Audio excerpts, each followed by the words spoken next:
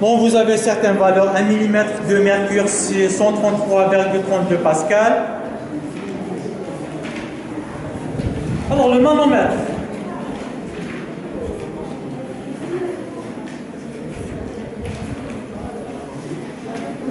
Donc, est-ce qu'il y a des questions? C'est bon? Ok.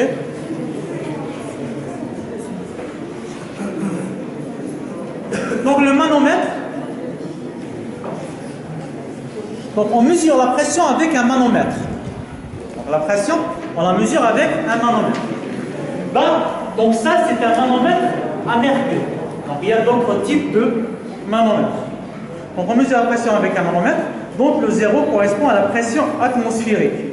Un manomètre mesure en fait la différence de pression, celle entre la pression réelle et la pression absolue, et la pression atmosphérique. Regardez. Quand vous mesurez la pression,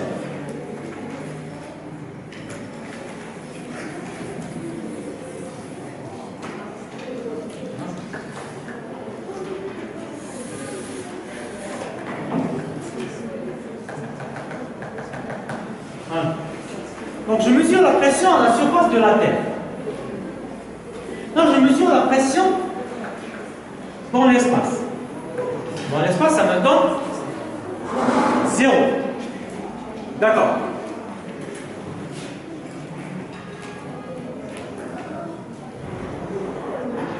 À la surface de la Terre, vous allez avoir une pression de 1 bar.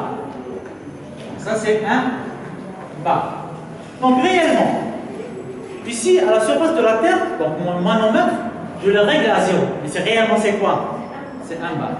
Donc, tout ce que je mesure, c'est par rapport à la pression atmosphérique. D'accord. Donc, la pression que je mesure, donc ici, je dis, donc, entre la pression, donc, un manomètre mesure en fait la différence de pression. Donc, manomètre, pression manométrique, pression manométrique est égale à la pression. Alors, mesure en fait la différence entre la pression, celle entre la pression réelle et la pression absolue. Donc, ici, c'est la pression absolue, P absolue. D'accord. Donc, la pression manométrique est égale à la pression réelle moins la pression absolue. Voilà.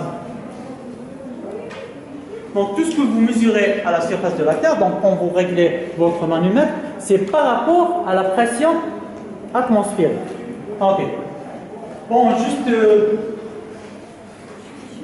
lorsque vous faites par exemple une transfusion,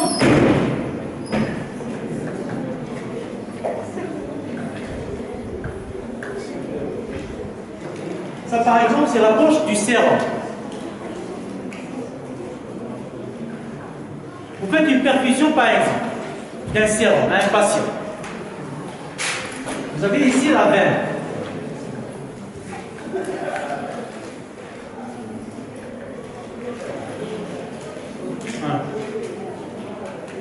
Donc, dans la veine, vous avez une certaine pression.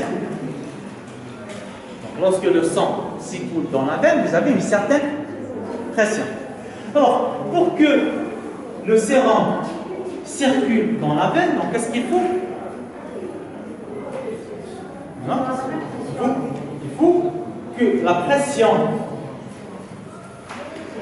dans la poche soit supérieure à la pression de la veine. Donc, il faut soulever. Voilà. Il faut soulever la poche pour que le liquide puisse s'écouler. Si vous gardez la poche au même niveau que la veine, ici, la veine possède une certaine pression. Donc, qu'est-ce qu'il va y avoir? Il y aura du sang qui va retourner dans le circuit du sérum. D'accord? Donc, il y a un retour. Donc, pour que le sérum puisse s'écouler dans la veine, il faut que la pression de la poche soit supérieure à la pression du sang dans la veine.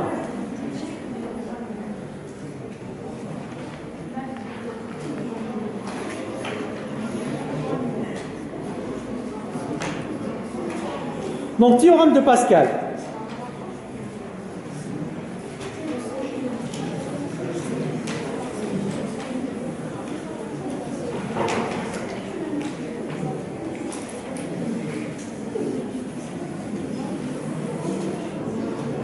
Donc, théorème de Pascal, donc, qu'est-ce qu'il dit? Énoncé. Dans un fluide incompressible en équilibre, toute variation de pression en un point entraîne la même variation de pression en tout autre point. Donc, si je prends un circuit,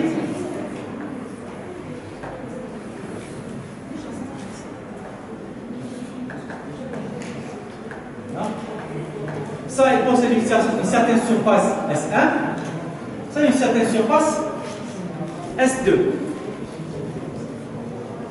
Ici, j'applique une certaine force F1. Ici, j'applique une certaine force F2.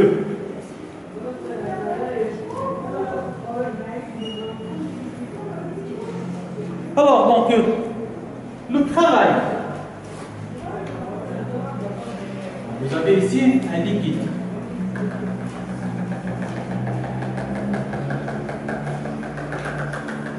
Donc ça, c'est une surface.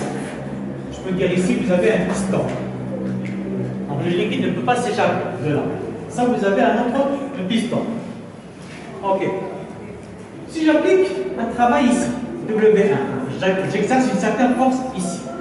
Donc cette force, je vais retrouver une autre force de ce côté-là. Donc je presse par exemple ici, je retrouve une autre force de ce côté-là. Donc il va y avoir un mouvement. Donc l'un des principes fondamentaux de la nature, c'est le principe de conservation de l'énergie. Donc l'énergie que j'applique à ce niveau-là, je vais la retrouver de ce côté-là. D'accord? Donc si j'applique un travail ici, W1 est égal à, je vais retrouver de l'autre côté W2. Le travail, c'est quoi? C'est la force fois le déplacement. Donc F1 fois D1 est égal à F2 fois D2. Donc j'applique une force ici F1. Donc il va y avoir un déplacement D1 ici. Ici, il va y avoir un déplacement D2 de ce côté-là. Très bien. Alors, donc, le théorème de Pascal, donc, qu'est-ce qu'il dit? La variation de pression ici, delta P, ici, est égale à delta P de ce côté-là. Donc, la pression, c'est quoi? C'est F1 sur S1 est égal à F2 sur S2. Donc, on va voir ce principe ici.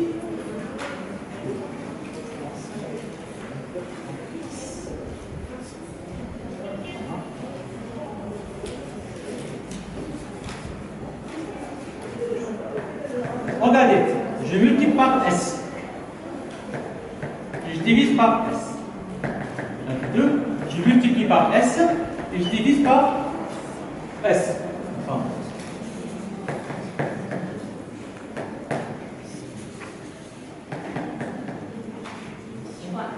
voilà. Donc ça c'est S1, ça c'est S1. S1, S1. Voilà. Donc la surface fois D1, c'est quoi? C'est le volume. Surface fois D1, c'est un cylindre. Donc ça c'est volume. F1 sur S1. C'est quoi? C'est une pression. Donc ça c'est P1. Est-ce que vous suivez le raisonnement? Donc le travail que j'exerce de ce côté-là, je dois le retrouver de ce côté-là. D'accord, très bien.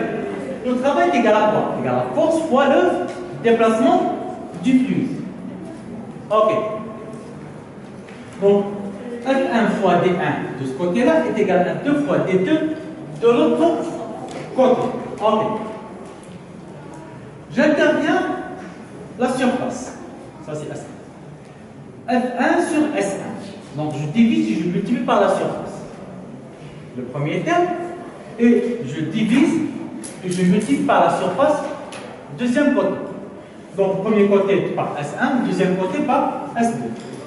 F1 sur S1. En définition, donc, c'est la pression. La surface fois le déplacement. Fois la hauteur. Le déplacement du liquide. C'est le volume. Donc, c'est le volume du liquide qui est déplacé de ce côté-là. Ok. Très bien. De l'autre côté, F2 sur S2. C'est la pression de l'autre côté. P2. D2 fois S2 est égal à V2. Ok. Sachant que donc, le volume du liquide est conservé. Il n'y a pas de fuite. Donc le déplacement du fluide de ce côté-là lui correspond le même déplacement, la même quantité de fluide de ce côté-là, c'est-à-dire le même volume. Donc sachant que V1 est égal à V2, là, ceci implique que P1 est égal à P2. Voilà.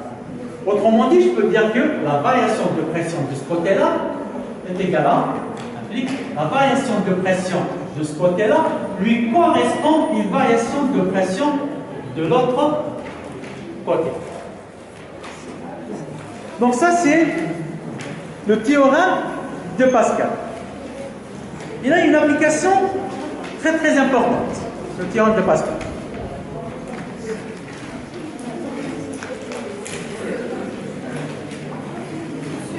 Oui?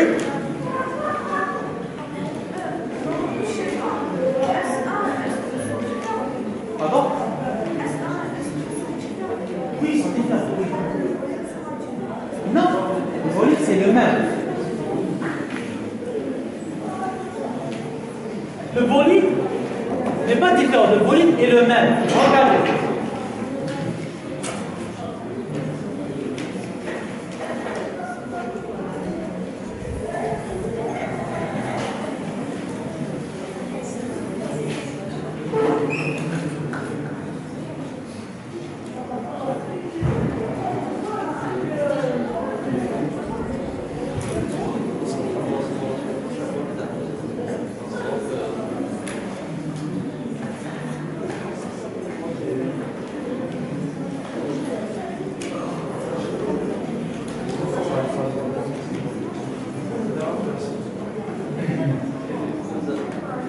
Alors, j'ai un réservoir. Ici. J'ai un réservoir. Il est plein d'eau. Ça, c'est un robinet. Ça, c'est un robinet. Si j'ouvre le robinet, qu'est-ce qu'il va y avoir? Donc, l'eau qui va s'écouler. Donc, il va se déplacer dans cette conduite. Okay. Donc, cette conduite, elle peut être comme ça, ou elle peut être n'importe comment. Hein. Voilà, bon. Voilà. Je vais remplir un seau, par exemple. D'accord. Voilà. Donc, le principe, c'est quoi? Le volume qui a diminué ici, je vais le retrouver là. D'accord. Donc, il y a une diminution de ce côté-là. J'ai ouvert le robinet, donc il y a une diminution de niveau de l'eau de ce côté-là. Donc, cette quantité d'eau qui a diminué de ce côté-là, je vais la retrouver ici. D'accord? On n'a nulle part où aller.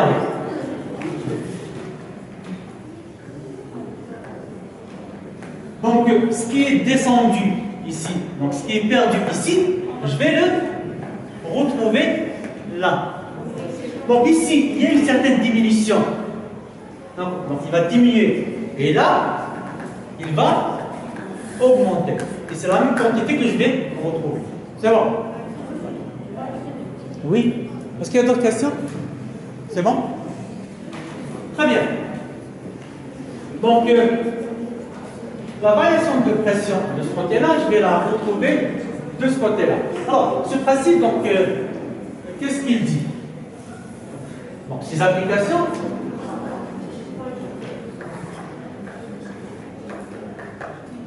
si j'applique une variation de pression par exemple ici.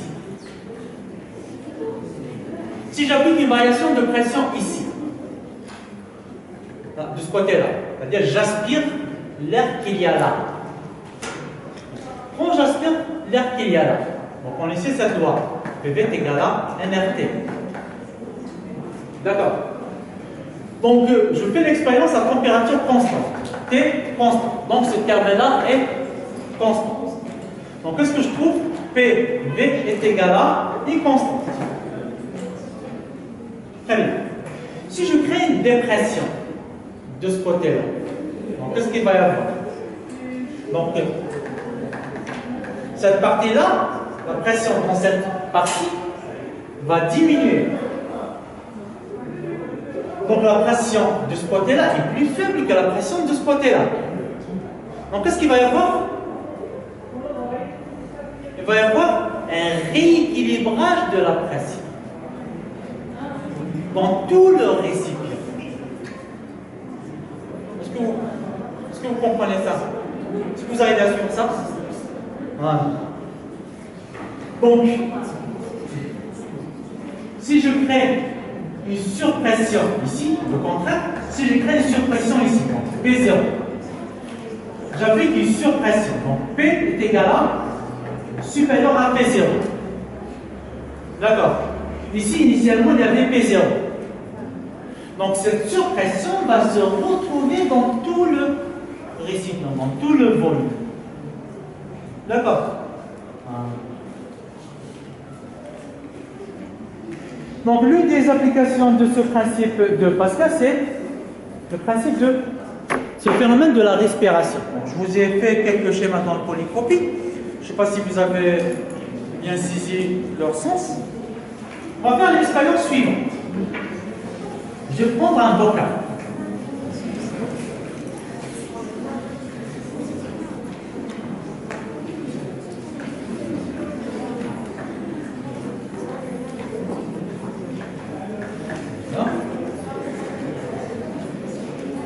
Ici,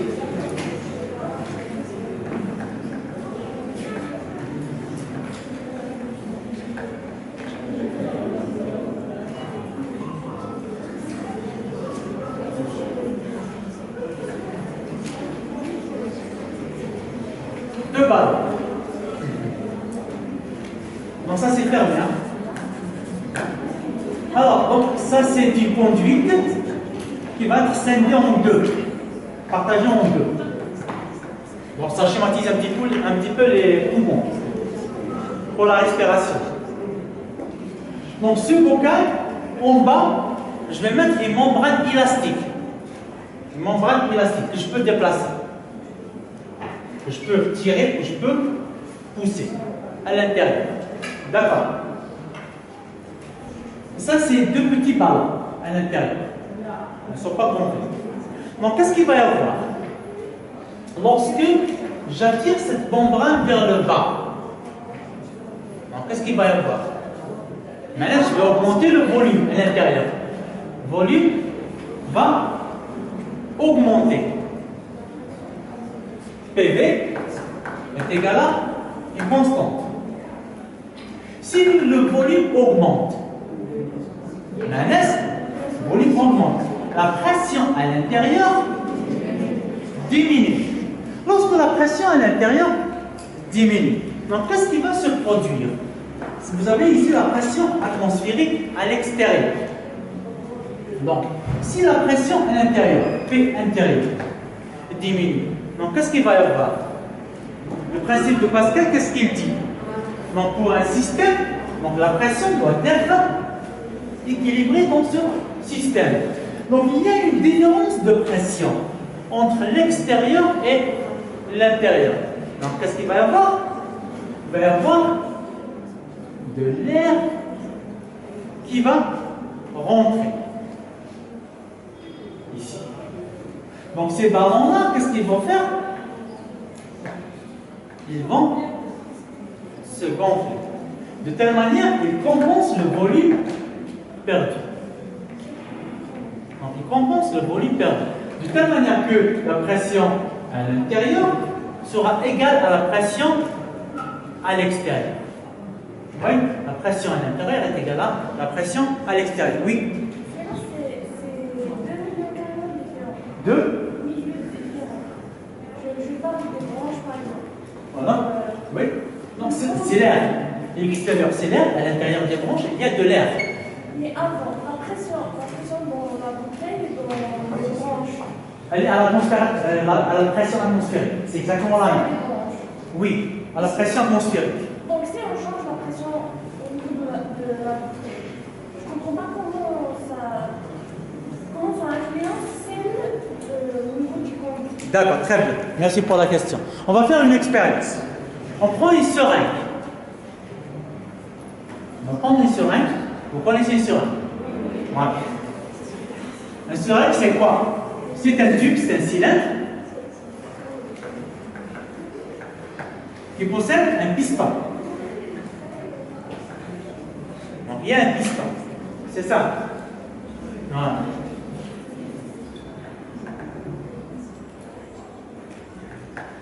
Très bien. Donc certainement vous avez tous fait l'expérience. Vous enlevez l'aiguille, vous avez cet orifice.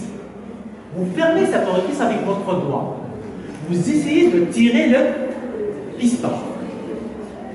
Donc qu'est-ce que vous faites? Vous créez une dépression à l'intérieur. Mince.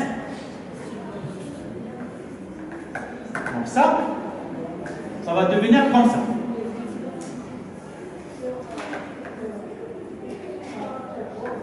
Voilà. Donc vous tirez sur ça, vous fermez ça. Ici, la pression à l'intérieur était la pression atmosphérique. Pression atmosphérique. Je ferme. Et puis je tire le piston. Qu'est-ce qui va se produire? Voilà. PV est égal à constant. Ici, j'augmente le volume. Donc la pression diminue. Donc la pression à l'intérieur est inférieure à la pression atmosphérique. Donc qu'est-ce que vous allez remarquer? Qu'est-ce que vous allez remarquer? Que le piston va revenir à... Je ne sais pas si vous avez déjà fait l'expérience ou pas. Voilà. Donc, il va revenir à sa position initiale. Un jour, vous allez sentir qu'il y a une force de résistance. Donc, quand vous tirez, il y a une force de résistance. Je mince. Donc, il y a une force qui tire là, il y a une force qui tire ici. Et cette force-là, force extérieure, ça c'est force intérieure. Force extérieure est supérieure à la force intérieure. C'est dû à quoi? La pression atmosphérique à l'extérieur et une autre pression à l'intérieur. La pression atmosphérique supérieure à la pression à l'intérieur. Donc, ce qu'il va faire, il va essayer de pousser le piston. Donc, c'est la pression atmosphérique qui pousse le piston pour qu'il retrouve l'équilibre, pour que la pression à l'intérieur soit la même que la pression à l'extérieur. Est-ce que c'est clair ça? J'ai répondu à votre question? Pas encore, oui. Ma question c'était que, je regarde, là on a diminué la pression. Et là, l'orifice par contre, l'air va rentrer. Oui. Mais l'air qui rentre, il ne va pas aller dans l'espace où on a diminué la pression. Donc il ne va pas arranger en quelque sorte. Ces surfaces-là, elles sont en contact. Ça, il y a la pression atmosphérique. Au début. Oui, cette membrane-là, elle est à la pression atmosphérique, soit au début, soit à la fin. Parce que ça, P atmosphérique, tout ça, il est à la pression atmosphérique. Tout ça, il est à la pression atmosphérique. Il reste à la pression atmosphérique, il ne change pas. Donc c'est le relâchement du ballon qui va... Donc tout ça, tout ce milieu-là, c'est l'extérieur. Le deuxième milieu, c'est après la membrane. C'est ici. Voilà. Donc ici, j'ai créé une dépression. Ici. Je crée une dépression. Donc il va y avoir une différence de pression. Entre l'intérieur et l'extérieur. Regardez. Une différence de pression entre l'intérieur et l'extérieur. Donc là où il y a surpression, donc il va pousser. là où il y a une basse pression. C'est ça qui fait la circulation des couches d'air dans l'atmosphère. Donc ça passe des régions de haute pression vers les régions de basse pression dans l'atmosphère. Ici, c'est exactement la même chose. Donc ici, pression intérieure, pression atmosphérique. Pression atmosphérique supérieure à la pression. Voilà. Donc il a tendance donc, à équilibrer. Donc il pousse le piston. Donc ici, il pousse la membrane. D'accord? De telle manière, est-ce qu'il équilibre la pression entre l'intérieur et l'extérieur? C'est bon comme ça? Est-ce que c'est clair pour les autres? Non? Donc ça va? Donc ça va gonfler les poumons. Le cas contraire, quand les poumons sont gonflés, donc vous avez cette membrane, toujours, si je pousse cette membrane vers le haut, donc qu'est-ce que je vais faire? Je vais créer une surpression. Vous avez ici l'expérience inverse, toujours avec la seringue. Voilà. Donc voici le piston. Je ferme l'orifice. Essayez de pousser le piston. Donc qu'est-ce que vous allez sentir? Non? Il y a un recul. Voilà. Une force de rappel. Une force qui pousse vers l'extérieur. D'accord? Une force qui pousse vers l'extérieur. À cause de quoi? Quand je pousse. Hein?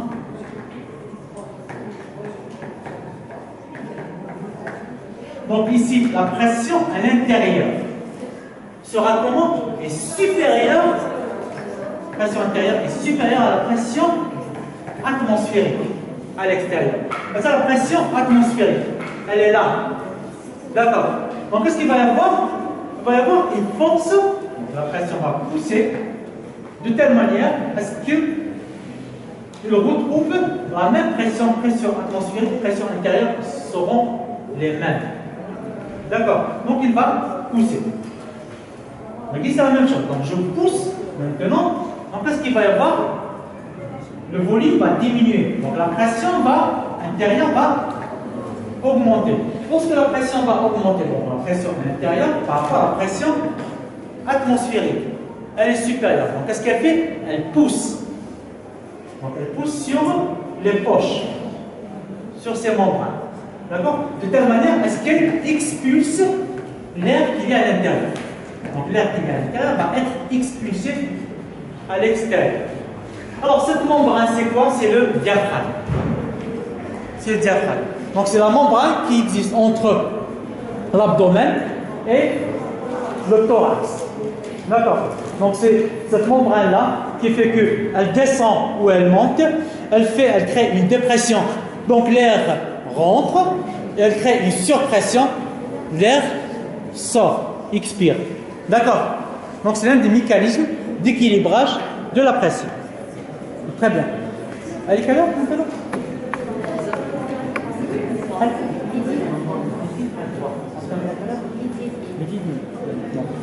Ah, donc je termine avec la poussée d'Archimède.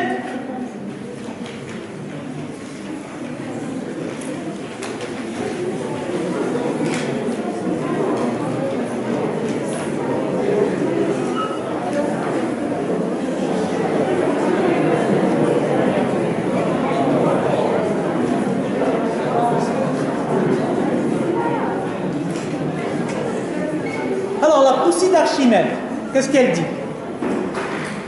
Un objet émergé dans un fluide parfait, plus léger, il est poussé vers le haut avec une force égale au poids du fluide qu'il déplace.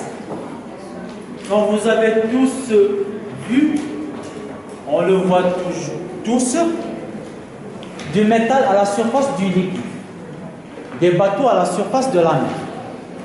Vous allez me dire comment se fait-il que